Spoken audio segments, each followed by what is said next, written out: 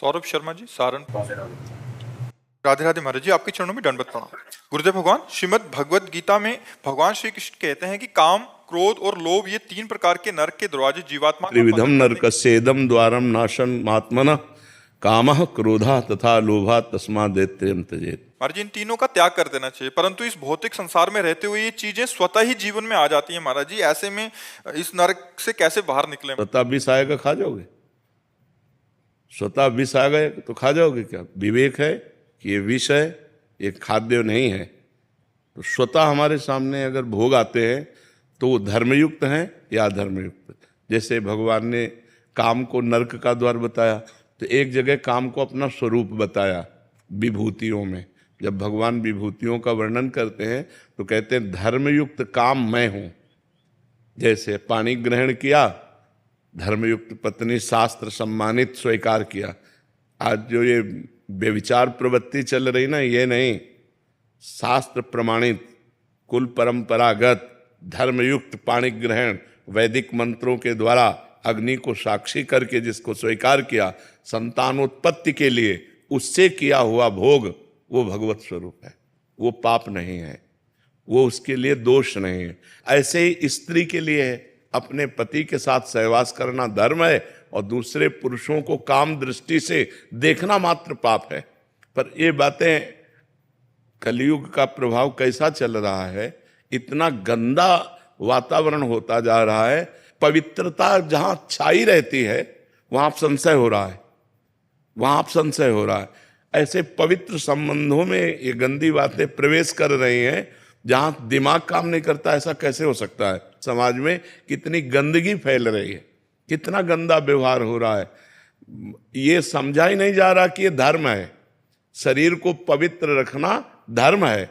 जैसे स्त्री शरीर है, इसको जब तक ब्याह ना हो तब तक पवित्र रखना ये धर्म है। और फिर पति को पवित्र होकर समर्पित करना और आजीवन उस पति के अधीन रहना ये धर्म है। ऐसे पुरुष के लिए है, जब तक पाणी ग्रहण ना हो तब तक ब्रह्मचर्य रहना धर्म है। और जब अर्धांगिनी मिल जाए तो उसे प्राण के समान प्यार करते हुए, उसकी गलतियों को क्षमा करते हुए, उसकी मनोकामनाएं पूर्ण करते हुए, उसे धर्म के लिए उससे अनुमति लेते हुए सहज मित्रवत भाव से आजीवन पार करे।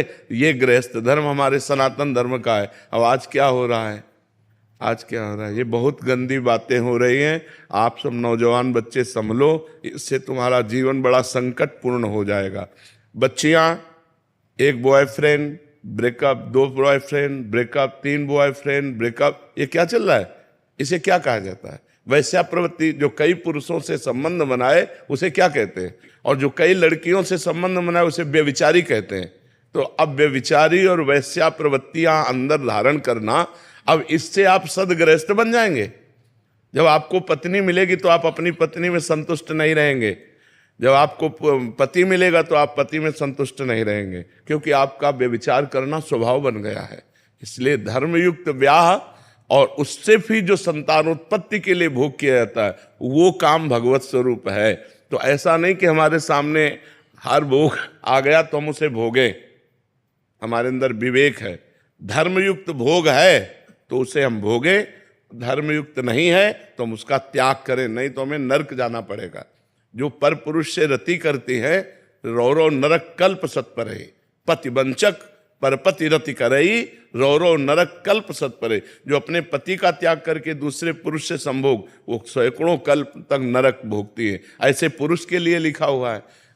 उसमें श्रीमद् भागवत में पढ़ के देखो, जहां नरकों का वर्णन है, जो पुरुष दूसरी स्त्री से सहवास करता है तो वहां लोहे से तपी हुई स्त्री नरक में, और उसी का आलिंगन करवाया जाता है। और मरना है नहीं वहां, अब वर्षों उसी में चिपकाए रख ले। बहुत होश में, बहुत होश में। ऐसा नहीं है कि कर्मों का फल नहीं मिलता। बहुत, जब कर्म अपने स्वरूप में आ जाएगा तो बड़े बड़ों को दंड देता है, बड़े बड़े संत महात्माओं को भी दंड देता है, बख्शता नहीं है। बड़े बड़े संतों के जीवन में देखा गया। तो ये कर्म बहुत बलवान है, ये नष्ट नहीं होता, ये दंड दे के ही नष्ट होता है। इसलिए कर्म बहुत सावधानी पूर्वक करना चाहिए। तो भगवान ने तीन को नरक का द्वार बताया, कामः, क्रोधः तथा लोभा। तो क्रोध की स्वयं उत्पत्ति नहीं है, इसकी काम से उत्पत्ति है। कामा संजायते क्रोधा। काम जब हमारे वृत्ति उदय होती है उसमें बाधा पड़ती है,